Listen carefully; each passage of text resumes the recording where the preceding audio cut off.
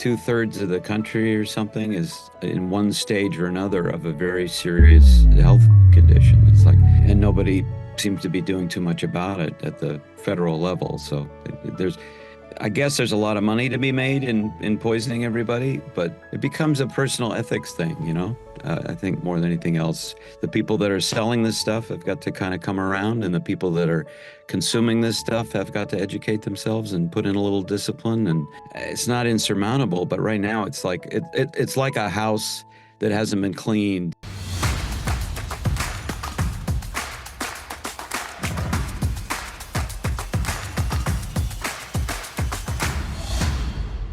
Today on the show is my friend Jim Meskimen. He is an actor, impressionist, cartoonist. You can see him in Jimpressions, 75 celebrity stories, songs, surprises.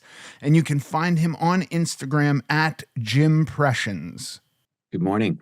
Good morning, sir. How are you? Wow, look at that, Jim. What a fucking setup you have. I just threw this together for you. Just today. Yeah, we're going to do a little podcast and you just chuck the egg crates on the wall. Yeah. No, this is my, I do audiobooks in here and other voice. I've had a booth for over 10 years. Really? Yeah. Has it changed much? Has the technology improved with that kind of wall padding? Because we've moved recently, but I had not quite the same setup, but quite a bit of that stuff on the walls of a room. Yeah, I mean, to really in my neighborhood, to make sure that I don't have a lot of extraneous noise interrupting recordings, you have to have a booth. And this is my second one. I upgraded, and Taylor now uses my old booth. And there was a company that called Tantor Audio that when I was directing stuff for Galaxy, when I was directing LRH's fiction, I heard about this company, Tantor, that would actually finance booths for narrators, and you would pay for it out of the work you did for them. Oh, and wow. So I went, gosh, I'd like to do that. And I eventually did get to work for them. I did about 12 books. It helped to pay for the first booth that I had, and then I just got really used to it. This was Dave Kitchens, if you know Dave Kitchens. I don't know. He was featured on the channel, on the Scientology channel, he's a sound engineer, and he does stuff for movies. And this was his old booth that he was selling recently because he upgraded. So it's nice. It's it's good size. Yeah, Got a that's window. amazing. And is the window into your house or is that outside? I mean, this is a bedroom. Okay, got it. Yeah, I didn't see enough, and then I was like. A window outside would be counterproductive, right? Unless it had stained glass on it. Yeah, it would. It probably wouldn't be so great, but this is really nice and quiet. That's awesome. Are you in Daytona or Clearwater, or where are you? We are in Dunedin. Dunedin, that's right. You told me that. That's today, right. And we will be in New York in 2 weeks, and we are all over the place, man. Yeah, good. Yeah. I'm glad you're busy. Yeah, it's good. All right, let's jump into it. Let's do it. Jim Meskimen, welcome to the American Glutton Podcast. Thank you. I'm glad to be here, Ethan. I'm so happy to have you, dude. I've known you for a long time, and I always thought of you as a fit guy. I would say fit, like you never seemed in bad shape. My observation of you was never like, that guy needs to go to the gym. However, I saw you recently, and I was blown away because you've ratcheted it up by 10 notches, and whatever I perceived of you prior to being fit, you are legitimately fit now, and like jacked and lean and hard, and like, what's happening? Wow. Well, that's very kind. I got a role, and a couple things happened. I mean, COVID happened, and prior to that, I had been aware that I needed to be a little more proactive about my physicality. I'm in my 60s now. So everything that my wife and I were researching about, keeping one's marbles and health in this advanced age pointed to the fact that exercise is really, really key. And I had never really put too much attention on it, to be frank. I've never had any kind of significant weight problem. And I've mostly weighed the same most of my adult life, and it's the same weight as I was in high school.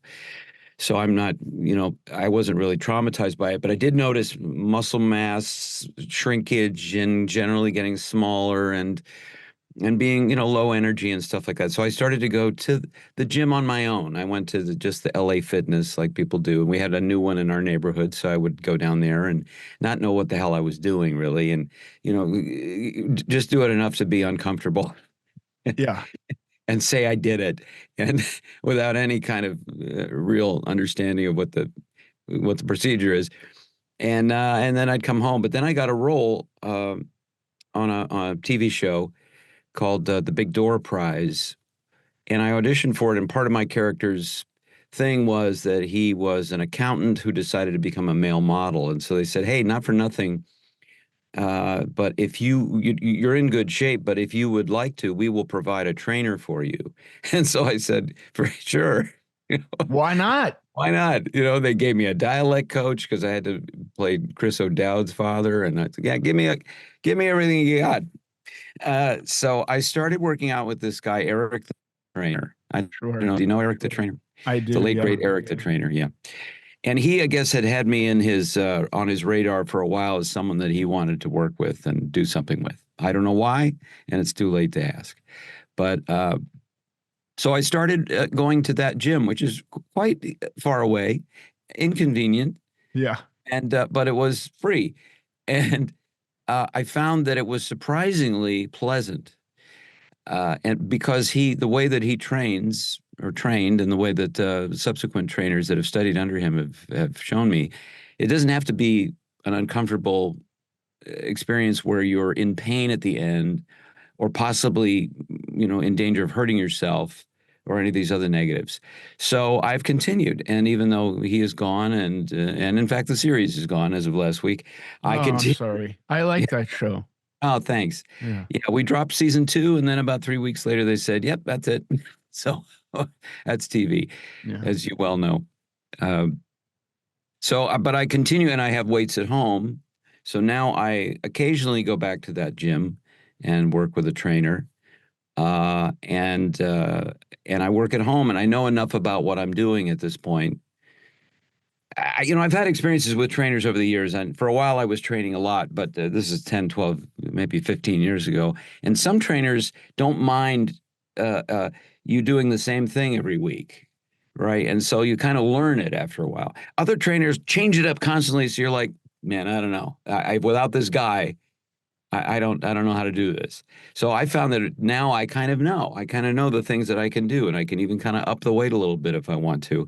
And I'm not gonna make some mistake that I'm gonna regret. Yeah. Okay. First, I want to say, like, as an actor, the idea of a studio or a director or a production company saying, "We want you to do X, and here's all the resources we're going to provide you." That's fucking fun, man. I've not had that, but like, that's like a secret dream. You know what I mean? I think that's like most actors think about, yeah.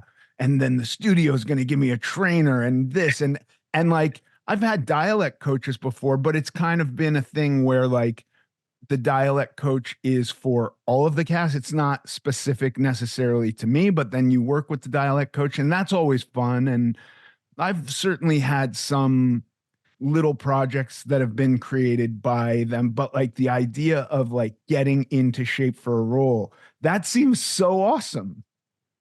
I felt very lucky. I felt very lucky, and it did mark a very big change in my attitude about my body and aging and self-care and everything. So I'm very grateful that it happened. I'm very grateful that I did well on that particular audition out of so many, and it was a good experience. And I Yeah. feel differently. I feel differently when I go to, as I'm sure you understand. You go to a wardrobe fitting, and you're generally disrobing in front of women that you've never met before. And that was it was always a little bit of a sobering experience, especially in the last 10 or 15 years. Right? Yeah. And now it's kind of like, you know what? I'm just fine with this. Take it in, ladies. This is what Take we're it in. working with. Yeah. Yeah. Um, The other thing you mentioned is like the repetition, because I think there is that thing too where, like, look, we only have so many body parts to work out, and there's really only so many ways you can work them out. So even if a trainer is switching it every time you go to see him, after a couple of months, if you're paying attention, you can get the gist of it. It is almost like a self-defeating job in that way. I think of them really as useful cheerleaders or Mhm. enthusiasm coaches. Like they're also, you're paying them. So it's like if I don't do this, I'm throwing the money Yeah, away. you're invested. Yeah. Yeah, but I mean, Eric the trainer was the guy who I started dieting in 2002, and around 2004, 2003, Brandy started going like, "Why don't you go to the gym? You're losing weight, and maybe this will be the paradigm shift of like building muscle mass or continuing weight loss, or why don't you go to the gym?" And I was like, no, I think I need to lose hundreds of pounds before I'm really allowed or will allow myself to go to the gym. And she bypassed me and bought a package unbeknownst to me with Eric the trainer. And he was my first trainer.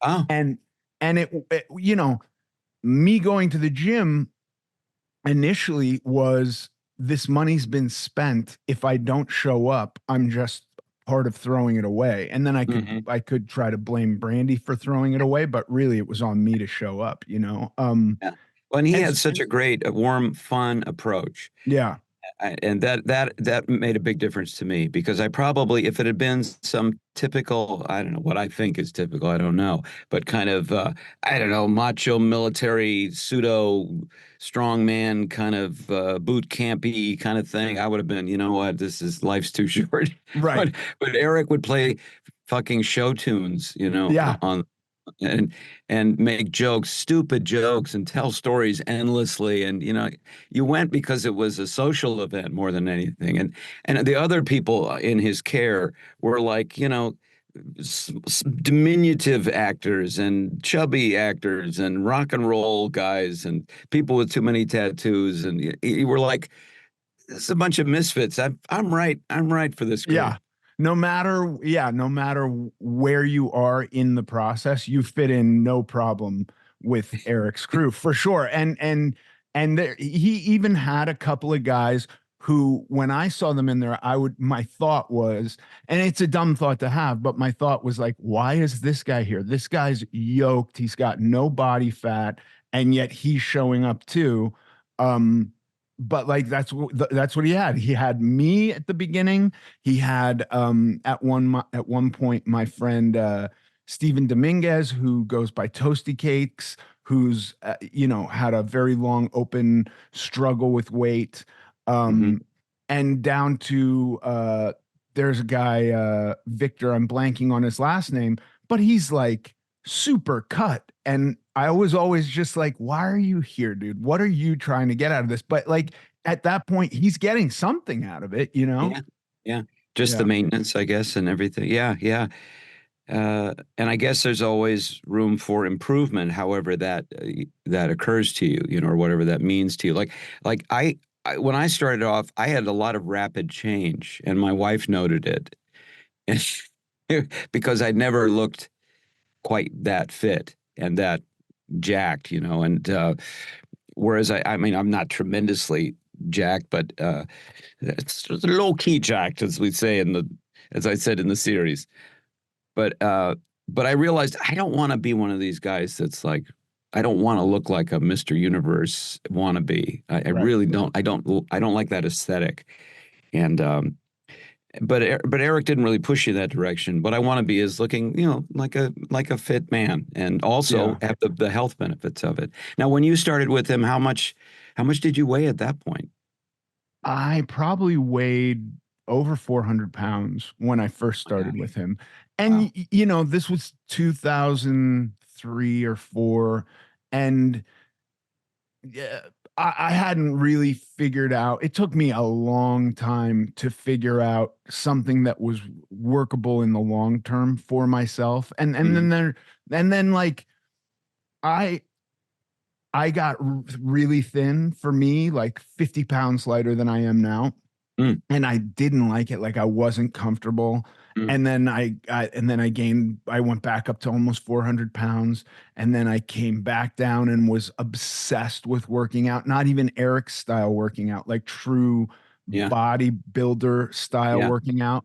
yeah, And then there came a point where I was like, this is untenable also. Like, what am yeah, I trying to do here? yeah. And for me today, honestly, I go to the gym only because I feel better leaving the gym. That's Right. the entire reason. Like, I am not trying to put on muscle mass.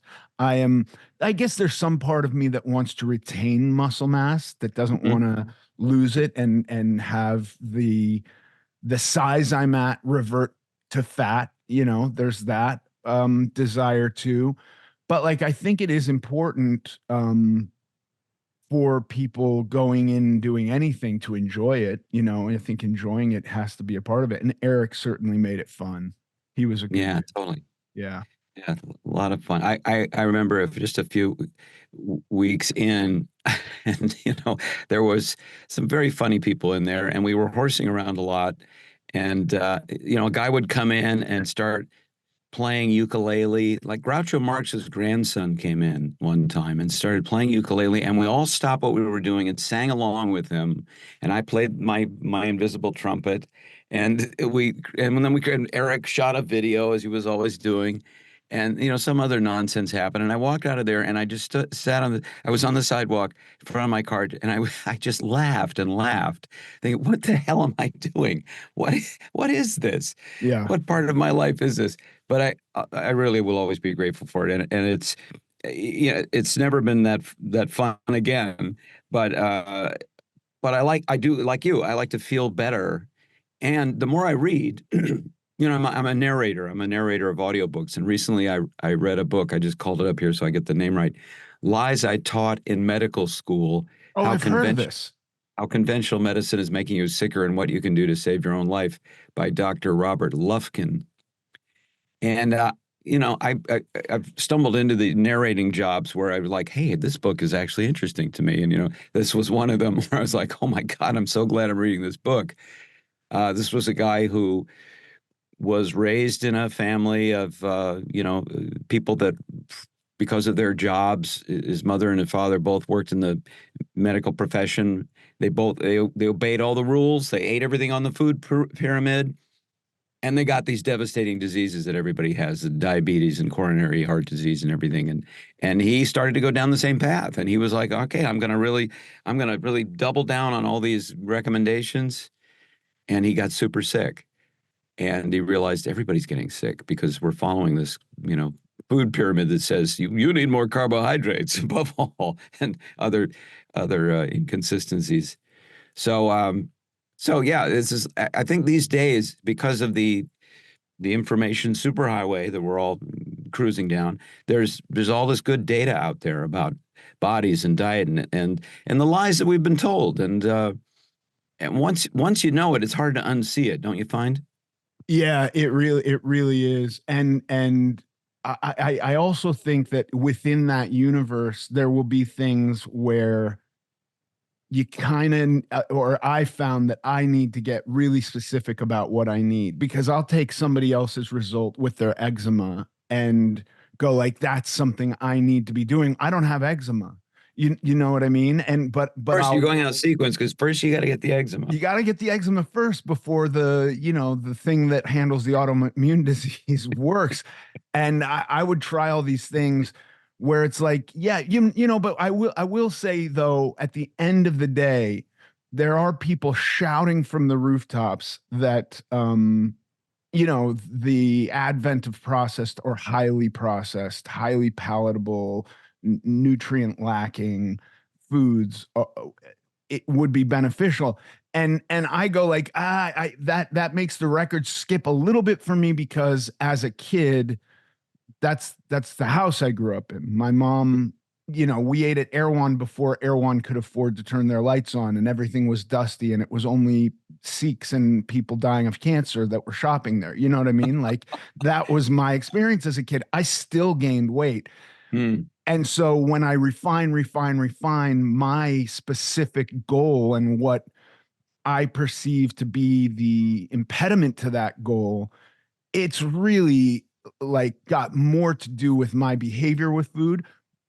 But while that's true, I almost never eat highly processed food anymore. Like that is pretty much been excised from my diet. I will. Mm-hmm. I worked so long at going to like a gas station and having to talk myself through the process of paying by going like, I'm going to walk in there. I'm going to be confronted with Kit Kats and Skittles and little foil covered burgers that are sitting there that are nowhere near as good as a burger I could make, but for some reason they call my name when I walk in, Yeah. and I'll want to fill 2 bags with that every time I get gas. Wow. That's not food for me. And so like when I think about, but I also had to address my relationship with healthy food too, quote unquote healthy food, because I could overeat that. Mm, I mm, will mm, douse a salad in a half a cup of olive oil and drink the remnants of the bowl like soup. And mhm. that's not going to assist me in getting my weight down. Yeah. Um, so it becomes so complicated for me in thinking of things in those terms. But yeah, the data, the amount of data that we have available to us, I can read a study and I'm blanking on the name of it that talked about um, the administration of hope in rats that are drowning. So you like put a rat in Right. a jar of water and it will die in 15 minutes. It will drown. It won't be able to swim anymore. But if you take it out at 14 minutes and you give it a break and you put it back in, it will last 60 hours. 60 hours. That's insane. And I Mm, can look at and I can see my life through that lens going mm, like, I figured out that I could lose weight in 2003. I knew it. There was evidence that I could lose weight. I'd had success. mm, And I just continued for 20 years almost, or not really, 15 years about of weight loss and weight regain. And I was on this hamster wheel because I had hope, because I knew I could be successful. And mm, then it wasn't really until I went like, oh, weight loss isn't going to solve for the problem I'm dealing with. It's my own kind of like habits that mm. are going to solve for the problem. Anyway, I find the data to be fascinating. Yeah. Yeah. That's really cool, man. That's really, really great story. Yeah. That, you talk about that kind of obsession with food and eating stuff that's garbage and you know it's garbage, but you still it calls to you. The only time I really experienced that, I mean, I get it on a low level, I think, when I go into a store too, but nothing really very compelling because I just don't have that, those genetics or whatever. But that being said, I when I was a young man, I lived in Spain for a while. And the only time I ever had what I would call a weight problem, it wasn't a problem, but I just got chubby. I weighed probably 165 pounds. And today I weigh, I got, next time I yeah, see you, you got to find a picture of this. I want to see it. yeah, I wonder, I think that may one or two exist. In a world besieged by unhealthy choices, where fast and ultra processed foods are omnipresent and dominate society, you can fight back. Introducing the Prep Deck, a radical new tool that turns temptation into healthy choices.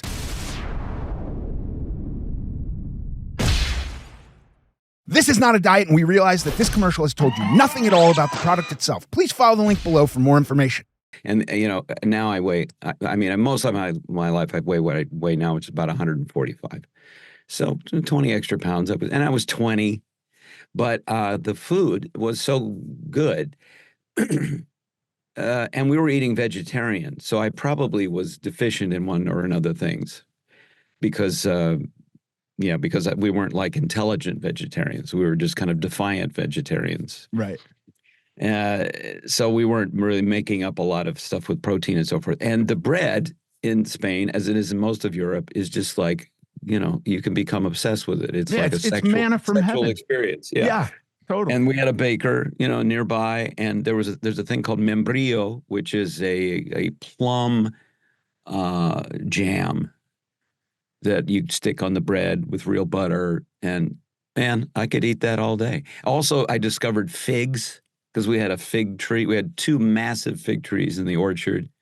I never had a live fig plucked from the tree, warm in the sun. And I was also we were very isolated. We had this kind of compound, and we were painting, and we were the only Americans for kilometers. And it was a very lonely time of my life where I was just kind of hunkering down on painting, classical painting, which is not a tremendously social activity. And and I began to like kind of a little bit think about food all the time. What complicated it too was for some reason when we got there, we did a lot of physical labor, and then somebody got the idea, hey, we should do a juice fast. Yeah, a Right. 13-day juice fast. Okay, I'm in. Sure, whatever, man. And we did this juice fast that was undoubtedly very healthy. But at the end of it, man, I was dreaming about food. I was thinking about it all the time. I was just like holding on. And after that, man, I thought about food, even though I was eating, I couldn't stop thinking about it. And that bread and the other stuff. And put on some weight after that point. And so I've never done another fast quite like that because I was like, the body kind of figures out that we just better eat all the time. Yeah. Yeah. No, there's a ton of evidence that suggests, and not to knock, there's also evidence that shows that, periodic fasting can, Intermittent fasting. I'm doing that now. I like that. I it do can that from like, time to time. yeah, it can kick cancers, like the potential risk of cancer can be diminished by doing stuff like that. But when you get into like long-term kind of caloric deprivation, right? Then Yeah. then it's very hard to not think about food and not become overwhelmed with hunger. And the other thing you were talking about vegetarianism, like it is possible to eat a plant-based diet and be completely fine and get the adequate macronutrients. But one of the um homeostatic, which is just your body dealing with energy, one of those pathways will produce hunger until you get adequate protein. Like that is one of the things. Like it can turn protein into glucose. Mm, And then it can store glucose as fat. Um, mm. so you kind of are covered by eating enough protein, but if you're not getting enough, you will continue to be hungry until you do. Wow. Which is very interesting, Yeah. Yeah. I'm lucky because my wife Tamara has been studying up on all this stuff, and she's a cook, and she's been preparing plant-based stuff for us. We mostly eat plant-based now, but we're getting lots of protein. We're doing just fine, and Yeah. working on getting the biome, the gut, the second brain, getting that in good shape, and Yeah. uh, it's all. But I mean, if I had to do it on my own, I think I'd have a little trouble because I'm not much of a cook. I don't really. It's great to have someone who's dedicated so much of the time to shopping, getting the food, researching the recipes, and making it happen. So that all I have to do is just go to the trough. Yeah, well, one of the mistakes I was making early on in dieting when I started to like concentrate on my macronutrients was I was only counting protein in animal sources, and I was eating vegetables because the app that I was using at the time was suggesting serving sizes of vegetables, and I wanted fiber, but I Mm, wasn't. But then towards the end, the a nutritionist I saw, and this was many years ago, was like, you're eating way over your protein need, which he was like not giving me a hard time, but he was saying like you don't actually need this much protein. And I was like, what do you mean? I'm at X and you said X. And he was like, no, every cup of broccoli, you count the protein in that. mm. Every bag of spinach you eat, you count the protein in that Wow. because it's not nothing. That's a real source of protein, you know? It's not nothing. Yeah. Yeah.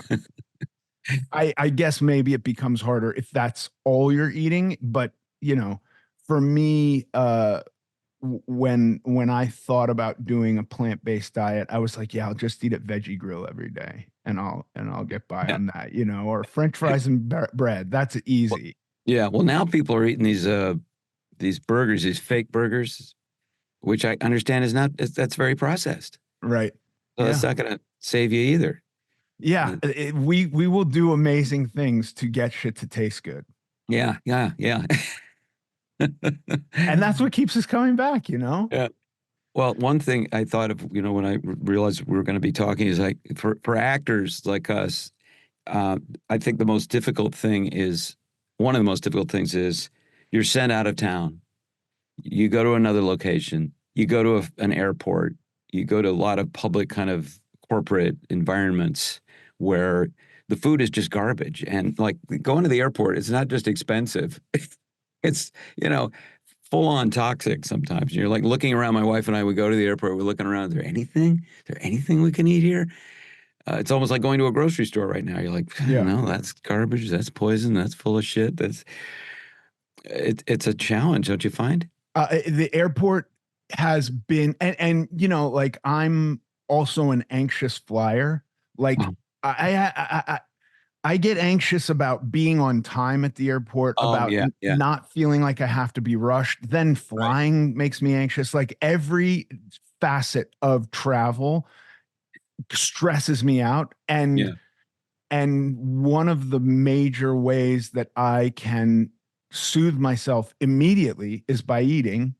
And so this has been very complicated for me. And now, for the most part, on a good when I'm like really thriving in life, I'm bringing my food to the airport and I'm taking it right through TSA, and that's what I'm eating. And I'm not Wow. messing with airport Wow. food. Yeah.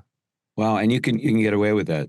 Yeah. I mean, I've taken metal cutlery and big Tupperware containers of food, and I've even gotten yelled at by Brandy because like I'll sit down on a plane and open a Tupperware container that's full of cabbage and rice and salmon, and she is like, "This is a biohazard. You are doing terror to the rest of the passengers on here. Close that right away." And I'm like, "Listen, this is my food. I'm gonna eat it. It tastes delicious to me, and the smell is not offensive." And she's like gagging next to me. Oh my God. Yeah, yeah. I'm amazed you can get cutlery. It wasn't, God, I guess after 9/11, everybody was so uptight, and we tried to get some hummus past TSA, and no way, No man. go, no go. No Yeah. hummus. I mean, I wonder if that's because they consider it a liquid. I've Because never it's had. Middle Eastern, because there was Right. tremendous sensitivity. Yeah, that's And, amazing. to be fair, our hummus did have a fuse. That's the problem. That was the Yeah. problem. Yeah, no, I take it, I try, and it's not 100%. And when it's not 100%, I go through the same thing. There's a period of time spent wandering where it's like, look at my options. Look what I've done to myself. Like this is gonna suck." Well, it seems to be getting a little bit better as marketers and people in charge of putting restaurants in airports notice, what they're making money off of. Because it seems like there's a little more of a lean towards, actual food Yeah. being offered occasionally. So that's something. But and then you go to someplace. I was just working in Fort Worth, Texas, and oh my God, you look in vain for a store that has something that isn't processed. Anyway, I think it's getting better as people get educated, and unfortunately, a lot of us get educated by getting sick or by having someone close to us get sick. And like we've been looking at our parents' diets and what our parents are going through, and going, oh no, no, no, no, that can't happen. Yeah. We got to cut this off. And so, alcohol and the sugars and stuff is all just stuff we're just trying to just delete from our, Yeah. our routine. And the routine, which you talked about, the habits is key, I think. I think so too. It's interesting you said Fort Worth, and that brought up something in my mind. I was recently, or this year, in Texas, and I wasn't in Fort Worth, but I was in smaller towns kind of between Houston and Austin, I believe. And Houston, you can find grocery stores. Austin, you can find grocery stores. But there are towns with thousands of people that, when I went to look for food that I consider food, you know, because it's mostly fast food. I found a place called Bronze, which said it was a grocery store. It's half Claims ice to be cream that parlor. claims to be a grocery store. Yeah, half ice cream parlor, half grocery store. And the grocery store had like a half an aisle of produce, a half an aisle of meat that was also processed, if we're being completely honest. And then Yeah. the rest was dairy and 7-Eleven type food. Oh, And wow. there are towns, and that's another thing, you know, like it's very hard for me to escape my experience and my reality. But like I have to put myself in somebody's shoes who lives in that town and go like, how do you explain to that person to eat? You know what I mean? Yeah. Yeah. How Yeah. do they do that? Yeah. First of all, you want to start by quadrupling your food budget, right? And going on Amazon and oh my God, yeah, that's a tough conversation. Yeah. We Middle America, my mother was an actress, I know you know, and she had a statue dedicated to her in her hometown of Albert Lee, Minnesota, which is kind of near Iowa. It's almost not in Minnesota, but it's really Middle America. And we went out there 5 years ago to see this dedication, and we were in the July 4th parade, and so we got to just sort of whip by because of that parade and sitting with her in the car. We got to just sort of have the whole town pass in front of us, and we could inspect them. You know, Right. because they're all sitting at the side of the road, and it was just it was a parade on their side of pre-existing conditions. It was I struggled to find in the crowd a person who I would consider to be healthy enough to like help me if I needed to, lift some boxes. It was like, oh my God. And these are decent, good, hardworking people who yet were, savagely unhealthy Yeah. and just by the dozens. And I don't know, I'm exaggerating a little bit, but it was a little bit shocking. And I fear that that's the condition of this country, and the statistics sort of back it up. You have so many people that are diabetic or pre-diabetic. I mean, it's now kind of like, oh yeah, of course, every third commercial on television is for some diabetes handling or to make diabetes, less onerous somehow or less painful or something like. Wait a minute, of course. I remember being a kid, and RFK has said this too, and it's quite true that when you grew up you maybe knew one person with diabetes. I didn't know any kids with diabetes. I know your kids have diabetes. One of them, I but it's a different type. Mine, it's a, different yeah, type. Oh, yeah, I'm yeah. sure. I'm sure it's not a diet related thing, but and it has genetic factors. I'm sensitive to, but the epidemic of something as serious as that, uh, it's still largely poo-pooed. We're just like, we're much more concerned. Government seems much more concerned, and people in general much more concerned with things that are, I think, quite frivolous compared to that. It's really wild. I went down a rabbit hole recently because there was some breakthrough in China where they talked about using stem cells to properly cure or actually cure diabetes in somebody. And so, of course, my ears prick up because Clementine has type 1 diabetes. And type 1 diabetes is a very different disease than type 2. But then Right. in reading all of this, somebody made a comment like, well, we'll never get that here in America because it will be too damaging to the insulin company. And so I was like, well, no, because this doesn't handle type 1 diabetes at all. Maybe it will one day, but it doesn't. In what China has done does not affect type 1 diabetes. But it looks like they have successfully cured type 2 diabetes in somebody. And my initial thought was, type 1 diabetes, the day you're diagnosed with this, you're on insulin because the cells in your pancreas which produce insulin are, your body has killed them and they don't exist anymore. It's like you have no fingers. Hmm. Type 2 diabetes, it's like your fingers aren't strong and they're still there. You can still use them. They're still able to do what they're doing, but there's no strength in them. Mm. And I just didn't think that the majority, because that disease, that condition can be treated so well with diet. I didn't think it got to the point because the day you're diagnosed with type 2 diabetes, you are not put on insulin. Mm, There's other medications, you're prescribed diets, and that's generally how it's handled. When I looked at the actual numbers, it's an astronomical amount of people with type 2 diabetes that are mhm, taking insulin, which means that there is really very little kind of extracurricular work being done to combat it. It is all just medicated. mhm, mhm, And diet is kind of a second thought. And that's a tough pill for me to swallow. If we could have handled Clementine was diagnosed with type 1 diabetes at 4. mm, She wasn't overweight. She didn't have a bad diet. And had we been able to change her diet, we certainly would have. But then, like to your point, you go to these towns where, in Texas, I was in this town that had an ice cream parlor was their one grocery store.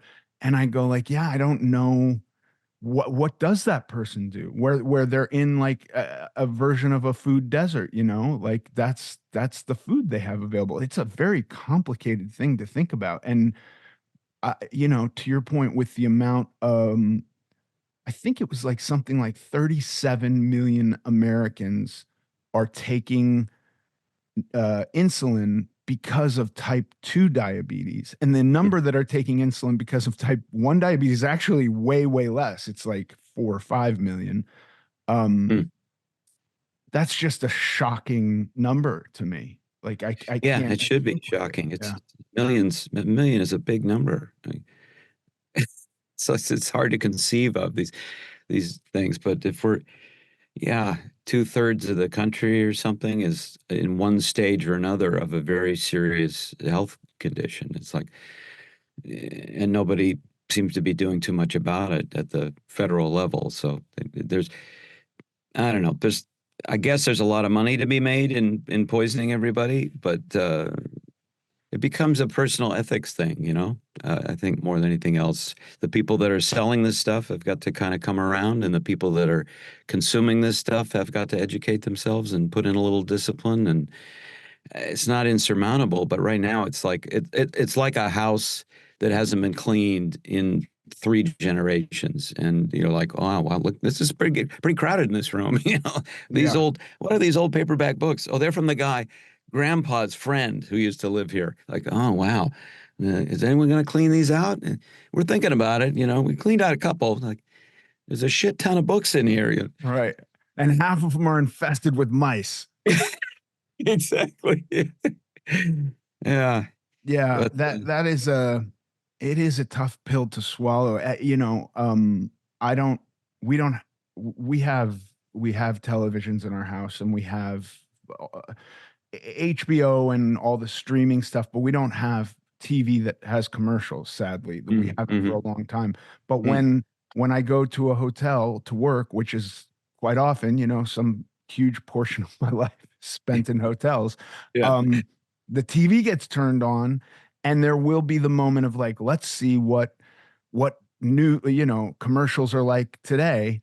And it is almost all medication or food that I always think is part of why people would need the medication. So it's coming at you in two directions. Yeah. Eat this stuff and then take this medication, whether it's for diabetes or cholesterol or, pick your poison, followed by the Keebler elves selling you cookies, That's right. Yeah, wild. that's right. Or the lawyer who you can hire to settle your malpractice thing because your doctor gave you the wrong medication to handle the thing that the Keebler elves gave you. Right. It's a vicious cycle. Yeah. Yeah, yeah. Well, I think there's a lot of hope though because of information and people writing books and getting the word out. One like your podcast and others. There's another one that I didn't narrate, but do you know about Unholy Trinity by Daniel Trevor? Uh-uh. That's Unholy Trinity: How Carbs, Sugar, and Oils Make Us Fat, Sick, and Addicted, and How to Escape Their Grip. He's a friend of mine, and he wrote a very comprehensive book. He was a guy that had a heart attack, and he's not a doctor, but he did a lot of research, and he is now very ripped and healthy, and so he wrote this book, and he just narrated his own book. Um, but yeah, the sugar thing is just so wild, and I was one of those kids who my wife and I joke about it all the time. In the morning, we were basically given a lot of sugar and sent off to school in the form of orange juice. Okay, great. Orange juice is super healthy, I guess. So they said. And breakfast cereal, Rice Krispies, or which was on the light side, or, if you're really, Captain Crunch, But even the Rice Krispies, we'd put a nice teaspoonful of sugar on Of top of course. it Yeah. because it has no other flavor. And milk, cow's milk, like, okay. And it was like a fait accompli. We all knew, oh yes, milk is really good for you, and orange juice is really good for you, and wheat toast is really good for you, and you're good. And then you go to school and start to just sort of nod off or hallucinate or have no attention, and there were other other difficulties in the way that the school is conducted. You don't have a chance. No, no. It's just crazy, and I still see it today. Even people who you think they should know better, they're filling up that bowl of cereal in the morning with essentially like Lucky Charms, freaking Lucky Charms. Come on, talk about a candy store. It's like just why don't you just eat a bag of M&Ms Yeah. and go to school? Yeah, This, no, it is totally wild. It's still so bizarre in my house because Clementine has had diabetes since she was 4. So for the past 15 years, we've always had juice, but it is medicine. It right, sits in it her sits case. it sits there, and it's like once a month her blood sugar is going to crash and she has to have juice, but nobody else touches it. It is Yeah, literally looked at it's as it's a life medicine. preserver, right? It's a Yeah, fire extinguisher. right. And we never want it to get there, but that's the thing. Like, that is the last thing it is the final, I guess there's one thing further than that called glucagon, which is a very complicated shot we'd have to give her. And in 15 years, we've only given it to her once. And Wow. that is like a step before calling 911. And then the step before that is juice. And it's like, the idea that people are just drinking this every day, stripping the fruit of its fiber and pulp and any other macronutrients and just getting the sugar out. It is a wild concept. And also you go to Europe and you see them served a juice, and it's like in a thimble, you know, It's a it's shot. Yeah. it's a shot of juice. It's a tiny, tiny little glass. And even I Yeah. remember my grandparents had juice glasses and they were tiny. Yeah. And now it's like, no, you got to get a liter of juice. That's Yeah. It's the same with Mountain Dew, right? You got to buy yeah, that big gulp thing of it. It reminds me. This is totally off topic, but something that I was thinking about the other day. You saw Godfather 3, right? yeah, So Michael Corleone, towards the end of his life, becomes diabetic and ill, and he goes to visit the Pope. Remember, and he has an incident, and in like 5 seconds, a priest appears with a tray of like every kind of sugary snack. right, And I always thought, God, that was awfully fast. right. They They put were that. just He went ready. to the pantry. Yeah, yeah, totally. I wonder if that's just that, that my mind goes to bad places, but like they've got that waiting in the wings for the rectory boys at every mass, That's like right. Yes, the luring you in. non-compliant, Yeah, non-compliant altar boys. yeah. Are you sure you don't want to spend more time with the Monsignor? Right. We have this tray. Anything you want could be obtained. It's very Yeah. simple. Yeah. Let me unwrap that for you, and let me unwrap some other things. Yeah, exactly. Uh, Jim, this has been an amazing conversation. I'm so happy for you. And I love that you I think we're almost the same age. You might be a little bit older than me, but like it I'm isn't going to be 65.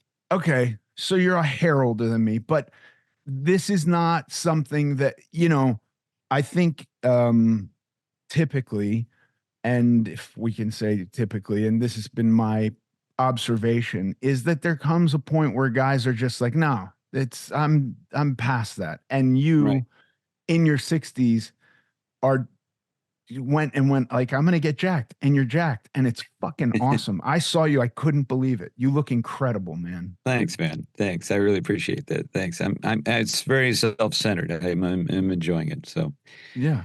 Good for yeah. you. Be Thank, self-centered. Why not? thank you.